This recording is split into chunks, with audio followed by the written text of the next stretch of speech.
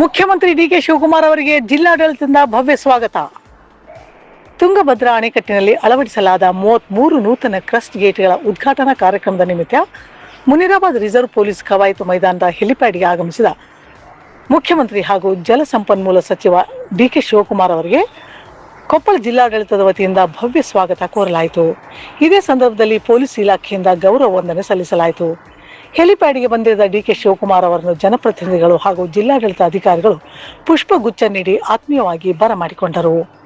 ಬಳಿಕ ವಿಶೇಷ ವೇದಿಕೆಯಲ್ಲಿ ನಿಂತು ಪೊಲೀಸ್ ಗೌರವ ವಂದನೆ ಸ್ವೀಕರಿಸಿದ ಅವರು ಪಥ ಸಂಚಲನವನ್ನು ಪರಿಶೀಲಿಸಿ ಸಿಬ್ಬಂದಿಯ ಗೌರವ ಸ್ವೀಕರಿಸಿದರು. ತುಂಗಭದ್ರಾ ಅಣೆಕಟ್ಟಿನ ನೂತನ ಕ್ರಸ್ಟ್ ಗೇಟ್ಗಳ ಉದ್ಘಾಟನೆ ರಾಜ್ಯದ ಜಲಸಂಪನ್ಮೂಲ ಕ್ಷೇತ್ರಕ್ಕೆ ಮಹತ್ವದ ಮೈಲುಗಲ್ಲಾಗಿದ್ದು, ಈ ಹಿನ್ನೆಲೆಯಲ್ಲಿ ಕಾರ್ಯಕ್ರಮಕ್ಕೆ ಆಗಮಿಸಿದ ಡಿಕೆ ಶಿವಕುಮಾರ್ ಅವರ ಸ್ವಾಗತಕ್ಕಾಗಿ ಜಿಲ್ಲಾಡಳಿತ ಹಾಗೂ ಪೊಲೀಸ್ ಇಲಾಖೆ ವಿಶೇಷ ಸಿದ್ಧತೆಗಳನ್ನು ಕೈಗೊಂಡಿತ್ತು. ಈ ಸಂದರ್ಭದಲ್ಲಿ ಸಂಸದ ರಾಜಶೇಖರ್ ಹಿಟ್ನಾಳ್, ರಾಜ್ಯಸಭಾ ಸಂಸದ ಡಾಕ್ಟರ್ ಸೈಯದ್ ನಾಸೀರ್ ಹುಸೇನ್, ಶಾಸಕರಾದ HK. Patil, Shivraj Tangadagi, K. Raghavendra Hitnal, Basavaraj Rayareddy, G N. Ganesh, ಮಾಜಿ ಸಚಿವ ಅಮರೇಗೌಡ ಪಾಟೀಲ್, ಬಯ್ಯಾಪುರ್ ಸೇರಿದಂತೆ ಹಲವು ಜನಪ್ರತಿನಿಧಿಗಳು ಉಪಸ್ಥಿತರಿದ್ದರು.